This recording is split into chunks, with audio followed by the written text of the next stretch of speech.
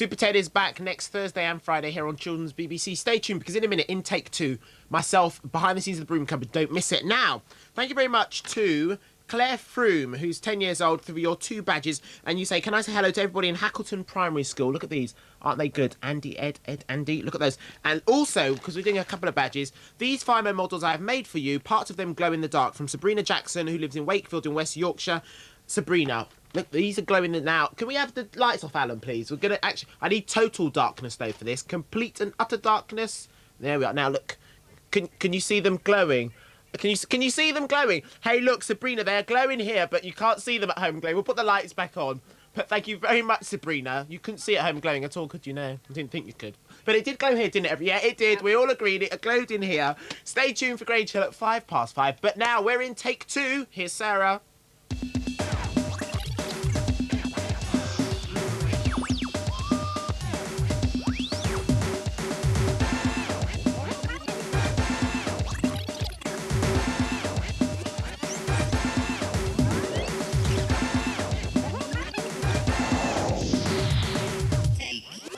Hello and welcome to Take Two, the show where you decide what's good and what's bad on television. The viewers who are here today in our studio audience are straining at the leash, just waiting to express their opinions and to discuss this month's in-depth report with our studio experts. As the Olympic circus leaves the ski slopes to get ready for Barcelona, we'll be finding out what you think of sport on TV. Is there too much or not enough? Is it the wrong sort or on at the wrong time? And do the TV companies care what you think? We'll also be hearing your views on a whole range of recent offerings, including Hangar 17 and Finders Keepers.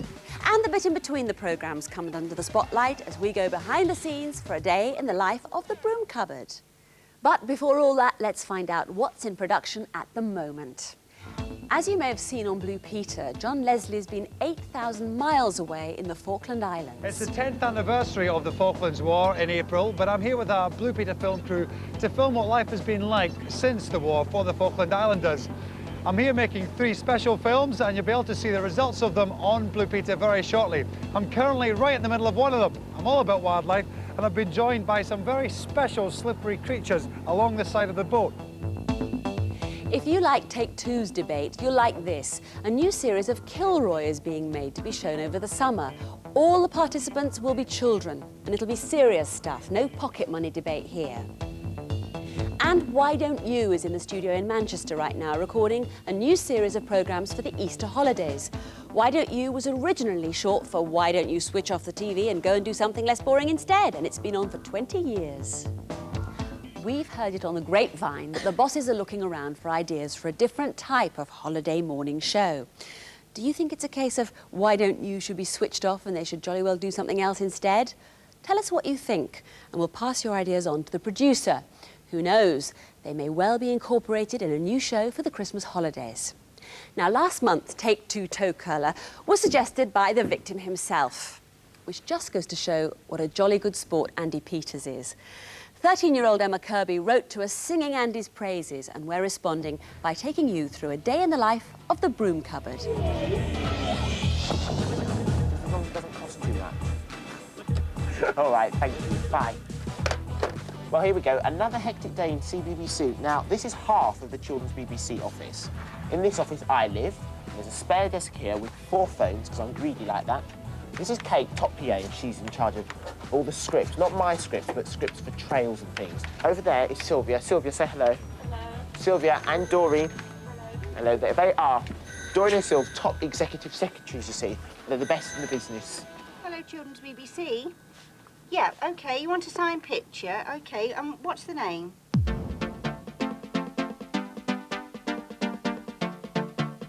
Well, it's about this time every morning that I look at my one letter, have a cup of coffee, and Ed sorts through his mountain of fan mail. Now, Ed, how many letters and pictures have we had today?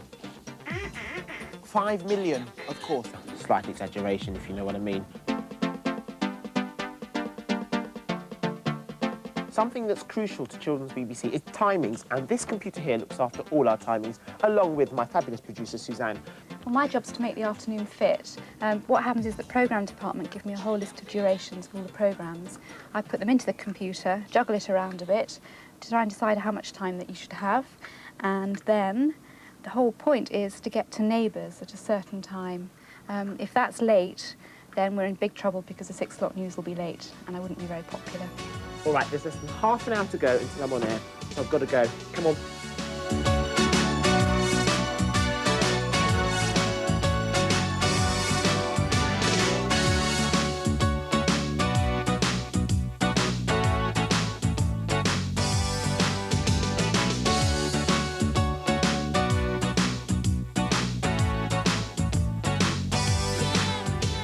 Have you not turned up? No, I'm still waiting. This is Christina, Ed Sherby's manager. You better turn up, Christina. I'll only blame you. And this is Roseanne, top BBC announcer. Is it time for me to sit in? I think it's about right. Okay. The whole 2 minutes to go. Okay, thank you. Stand by. Sport is threatening to come off 15 seconds early or 15 seconds late. Well, in that case, 10 seconds to go until we're on air. You decided to come then? We've only got about 10 seconds, not even 10.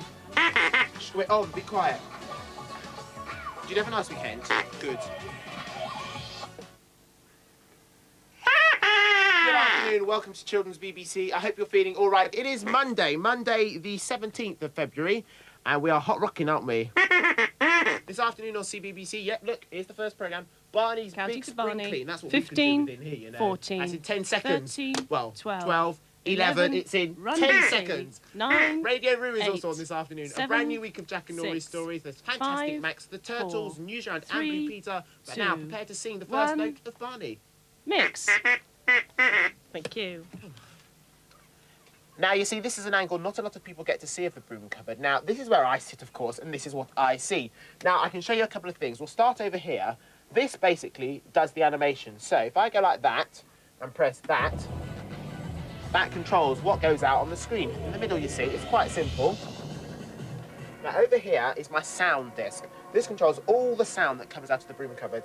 And also, I can cut between things on the screen. So, for instance, there's me, and that's the camera that's filming me now. I've got lots of pictures of all the programmes that are on today. Basically, because I'm a nosy person, I can look at anything I want to. And because I'm a nosy person, I've got to look in my Radio Times now to see what's happening next. They should have wound up in about 15 seconds, but it doesn't look like they are. Oh, dear. Getting closing ready. There, they're running. Okay, stand by. They'll be on time, they'll be on time.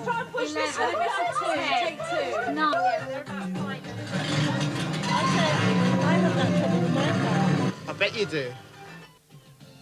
Mix. Ooh, you have that trouble with your car. Suffering a bit Stand there. Poor by. old Yvette. 95. Thank you very much, 50 BP. seconds. It will, I assure you, be back on its feet on Thursday afternoon here on CBBC. You have about 4 seconds symbol, Andy. Thank you. Go. 4, From kangaroos in 3, one place to kangaroos 2, in another, but 1. they're not happy. go. Thank you. Neighbours on time. That's what matters. Neighbours on time, and that's what matters. Whatever happens, exactly. Whatever happens to us, Blue Peter, or anyone, as long as Neighbours is on time. That's cool. And thank you very much, Ed. Now it's time for your views on some recent programmes. BBC One's Hangar 17 is a new kind of entertainment show with a mixture of music and comedy. And your response has been a mixture, both complimentary and critical. Here's Laura Penn. I don't really like Hangar 17 because most of the stuff they do is babyish and there's so much noise. I can't hardly understand what they're saying, and I also think Mickey should get his hair cut. I just remembered a special pizza delivery I've got to make. Hi, guys. Oh, happy Valentine's! Oh, you ordered the Valentine Day special? No, I don't think...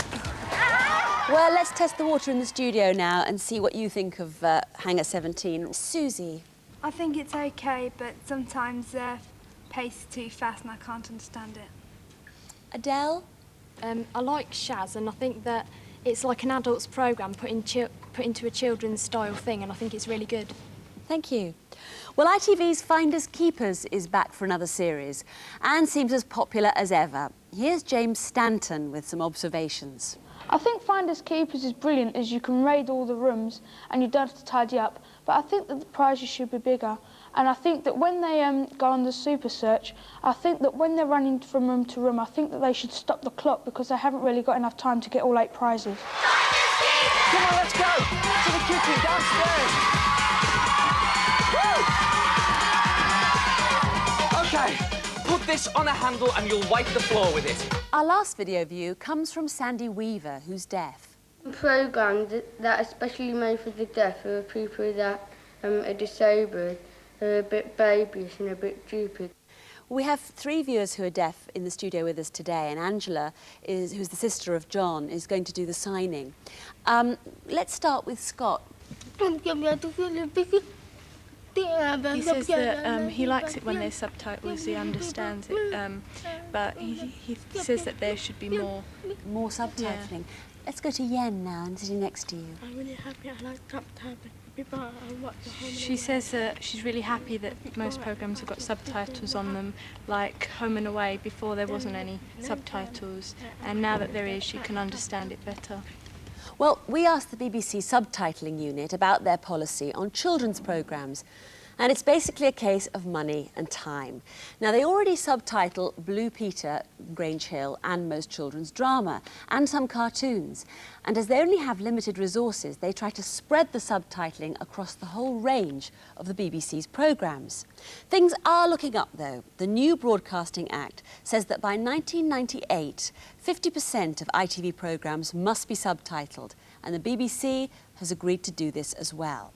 And Channel 4 has just started showing Dart, a programme on the performing arts with the deaf audience in mind. It's on Tuesdays at 5:30. Hi, welcome to Dart. Lonely riverside, wait for me, wait for me. I'll be coming home, wait for me. And Dart is repeated on Channel 4 on Sunday mornings. Thanks for all your letters and video views. Keep them coming in, please. Next month, we'll be looking into our crystal ball to see what the future holds for children's TV. But this month's in-depth report is on the subject of sport. In a minute, you can see what happened in our studio discussion. But first, a bit of background on a subject guaranteed to get most people hot under the collar. The reporter is Fiona Rumbold. There's been sport on TV almost as long as there's been TV. Back in 1948, when the Olympics came to London, there was one TV channel, and colour TV hadn't even been invented. But things are very different now. At least television's in lifelike colour. But does TV sport reflect the real world? Take Two has had hundreds of letters from people who think that it doesn't. What about karate? There's far too much football. But I haven't got a satellite dish. Baseball! It's all too commercial. There's never enough kids playing. It's nearly all men's sports. Serious charges indeed. But we'll start with the most serious. Why isn't there any netball on television? The first witness for the defence is John Rowlinson, Deputy Head of BBC Sport, and I went to see him at Television Centre. Well, we do some netball. Last autumn we did the matches against the West Indies when they were here. And we're also, this year, we're going to do the test matches when New Zealand are the visitors. It isn't possible to do every minority sport and please everybody all the time. I wasn't really satisfied with that. There are over 1 million people who play netball in this country, but there's none on TV. So does the answer lie up there?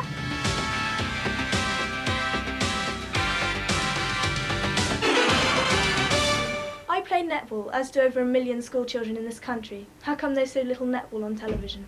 Good point. Very good point. There was here, we've done it. We were at the World Championships last year in Australia, and we'd like to be at the World Championships in 3 years' time. The problem we've got is that we're very young. We've been on the air less than a year as a sports channel. We are trying to build a fairly strong base around what you would perhaps term as the popular sports. That's where we're going to get an audience. That's the business we're in at the moment. We have to go. In time, maybe there's something that we can do about that. But it's not something that I would be able to say is on the table immediately. But it's not just netball. Lots of sports seem to be missing from TV's menu. The Central Council of Physical Recreation represents the governing bodies of most British sports. The trouble with sport, most people perceive it as being football, horse racing and a bit of cricket. They don't realise that there's an enormous range of different sporting activities that you could do well at if only you knew about them. Netball is, and hockey, Wembley Hockey Internationals, I mean, they're great television anyway, and there should be, I think, rather more imagination given by the TV producers to this kind of widening spread of coverage, but unfortunately they're all a bit worried about their positions, and they all stick to old favourites, knowing that they've got a guaranteed number of viewers, and they keep their jobs. The TV companies say this isn't true. According to them, we're spoilt for choice. And I think we do about 42 sports on the last count, and it isn't always possible to get everybody's sport that they like. And I think if you're the British Broadcasting Corporation, your first priority would be to support British sport, rather than buy in tapes and packages from abroad. The sports that get the most coverage are still the same as they always have been. But does it matter? Well, I think it does matter in a sense, because sport isn't confined just as a male activity, and therefore, if a lot of women are interested and take part in sport, and they are, there should be a slot for them on television. I mean, I see children's programmes, and there's a lot of slapstick and custard pies being thrown about, but I think that a lot more youngsters would be interested in sport if children's programmes did rather more of sport. There are sports programmes on children's TV, but they tend to be more about learning new sports, not covering the sports we already take part in. Most of these guys had been riding bikes for years before they got into trick cycling, and now they put a lot of time and hard work into their sport. Jen goes for a home run in Hull, and Neil asks whether mountain bikers are spoiling the environment. And the latest craze at your local ice rink. Minority sports get more coverage on Channel 4. They brought us American football and sumo. But will the other companies follow their lead? I actually don't like to use that phrase, minority sport. You start to categorise and pigeonhole things, and I think that's wrong. If it's good and it's strong, it should have airtime and space on its own merits. Now, WWF is a wonderful example, again, of a suggestion that we had from a viewer. What we have here is a vehicle that allows us the opportunity to try out sports like that, to put them in the shop window and see what sort of reaction we get. Sports like WWF wrestling have shown just how commercialised TV sport now is. But is it right that sports that children watch, like motor racing and snooker, should be sponsored by cigarette companies? In this respect, the BBC doesn't make the rules, that Parliament does. And it's very hard for the BBC to stand alone and say to the people who like watching rugby league, for instance, or snooker, sorry, we can't show you this because of the tobacco sponsorship. Television needs sport, and sport now needs television. And people might not like that, but it's a fact of life. Thanks for that report, Fiona. Did you feel that you got answers to all your questions? Yeah, it was very interesting. There are a lot of varied points of view, but I'd still like to know why there aren't lots more different sports shown on TV. Well, in search of more answers, our studio audience put their questions to Helen Rollerson, former Newsround presenter, turned Sport on Friday and Winter Olympics anchorwoman, and to Gary Lovejoy, head of sport at TVS. He was senior producer of ITV's highly acclaimed Rugby World Cup coverage and used to be a rugby commentator for TSW. I think there's too much sport on TV altogether. I don't find sport itself boring.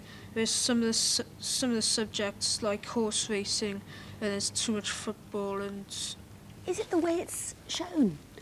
Or is it the fact that so much of television sports coverage is based around football? It's very difficult because we regard our success as being getting viewers to watch. And Sunday afternoon live football makes people watch when they probably wouldn't otherwise do. American football is one of the fastest growing sports over here, but it only gets 2 hours a week of coverage. There isn't as much American football in the country as there is netball. Fiona has a very strong point about the netball, and it's very difficult to cover a small netball match and say this is appealing to everybody, because it isn't. But as soon as they had the national tournaments, as soon as they have the internationals, then yes, you're right, that's really interesting and good to see. The successful television sports are nearly all, I'm not sure if they're all, but nearly all, a translation of spectator sports onto television. And I think netball is an excellent game to play and might actually fall into that category of participation sport rather than spectator sport. Do you think that television is in a state now where it's showing sponsored sport, or is television being sponsored to show sport? I think one of the delightful things about the Winter Olympics over the last 2 weeks has been that there was no sponsorship. You didn't see adverts all over the place. I don't think the advertising really influences you that much because it's been there so long. You just don't tend to not notice it. And if we didn't have the sponsorship, then the sport programmes wouldn't get enough coverage because they wouldn't have the money. I would like to see more women's sports, including women playing football and rugby. I find usually women play a different sort of game, use different tactics, and they're usually a whole lot more interesting. Now, I would like to see more female editors behind the scenes, because I think then, obviously, there might be a slightly different bias, if you like. I don't think they should show football on the two channels at once, because for those of us that don't like watching football, it's annoying because there's usually nothing else on the other two channels, on BBC Two and Channel 4, to watch. Sport is either on too early, it's on when we're at school, or it's either on too late when we can't stay up to watch it. I think mountain biking should be shown. It's not even shown on TV. It's a fast, highly competitive sport now. I do believe that a lot of you would like to see a sports programme that you can call your own. And I think it's up to the head of children's and the head of youth to try and look at something like the English Schools Athletics Championships and try and turn that into something that you would really enjoy on television. The same with the mountain bikes. Any sport you name, there is a junior national championship and then there are world junior championships, and they are terrific events. I think there should be more programmes like Activate, which tell you about new sports and where you can play them. Anna Marie. Helen's already mentioned this, but I feel that there should be some coverage of children's championships because it shows people what sort of standard children can reach, and also it's a chance to spot young talent. The sports are all out there. The children have all got the sports that we want, or that they want us to show. You have to create the slot, because I think to just scatter old bits of netball, disabled sport, squash and badminton around the schedules willy-nilly is going to do nobody any good whatsoever. Thanks to panellists Helen and Gary, and to our audience for all of your views as well. Next month, we'll be discussing the future of children's TV in general. Are you getting the programmes you want? Are satellite TV and videos drawing you away from BBC and ITV children's programmes? And what programmes would you make for children if you were the boss of one of the new ITV companies? Write and tell us, and who knows, you could be presenting next month's in-depth report. But now to things coming to your screens between now and next month's Take Two. You may remember in the last series we had several complaints about the standard of acting in children's drama series. So we gave you the chance to audition for a new BBC drama, A Likely Lad, to see if you could do any better. It's the story of two families in turn-of-the-century Manchester. Late for school, Willie. Are you happy now you've got the piano, Mother? Yes, Willie. Happier than you've been before? I can't say. Perhaps. A Likely Lad is on BBC One Wednesdays. Let us know what you think. Creeping caterers. The fast food and even faster one-liners of spats are back in a new series starting today. What is she up to, man? Who? Is this when did she start going out for a lunch? Debbie, you mean Debbie? Maybe she's got a rendezvous with a tall, dark, handsome stranger who's going to sweep her off her feet and into a wild, whirlwind romance. Heap and Wall have reopened the Dizzy Heights Hotel every Thursday afternoon. Very good. It's harder than you thought, isn't it? It is. It's harder still if you take your feet off the ground. Oh. And starting next month on ITV, a new fantasy adventure, Wail of the Banshee. Merlin, help him, for pity's sake, help him! Get back! Use your magic! I haven't any! You and I will! No! Use it, Merlin, use it! It's your destiny. Tell us what you think about those programmes and any others that catch your eye over the coming weeks. And if your letter or video view is used, we'll send you a Take Two sweatshirt and pen. The address is Take Two, BBC TV, London W12 7RJ. And it's a big help if you could include your telephone number if you've got one. I'll see you next month for the last in this series of Take Two. We'll end this sporting edition with our first international toe curler. Just when you thought the Winter Olympics had finished, here's another chance to see poetry in motion. See you next time. Each team will be introduced by what's described as a short poem. Some you might find unusual, to say the least. The crowd's all a cheer, so then tell me what more Norway to welcome the team from the great land of Norway. A tropical island, the feared barracuda. Will they ski like they swim? Greet the team from Bermuda. Listen, you'll hear them say, mate, we won't fail ya. We're here to win medals for all of Australia. With honours they'll mount to the highest of stations, for the very first time competing Croatians. For 16 straight games, our hearts have been smitten by the conquering heroes who come from Great Britain. Oh, how naff was she? Now, next month on Take Two, they're going to be looking at A Likely Lad as well as Dizzy Heights. And in Take Two today, did you like it? The behind the scenes of the Broom Cupboard? What did you think? I hope you liked it. They discussed Hangar 17. Some people like it, some people don't. Ooh la la, zut and law. Mickey, what's going on? It's European level, Hangar 17.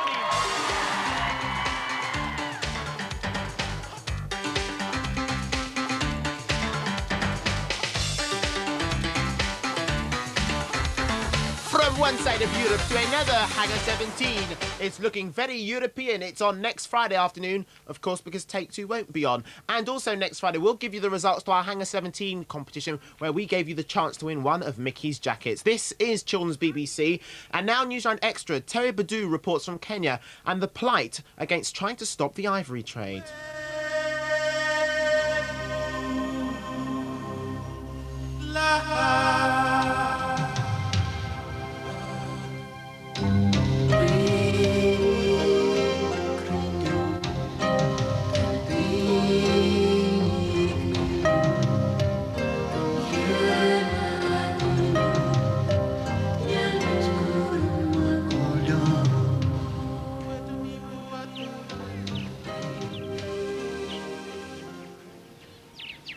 Until a couple of years ago, African elephants like these were in danger of dying out.